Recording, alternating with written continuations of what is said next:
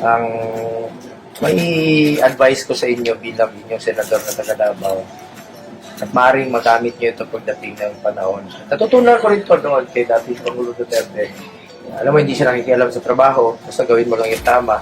At ang parati niyang sinasabi, mahalin mo ang iyong kapwa Pilipino. Doon ka parati. Doon ka lang umikot yung pagmamahal mo sa bayan, pagmamahal mo sa Pilipino.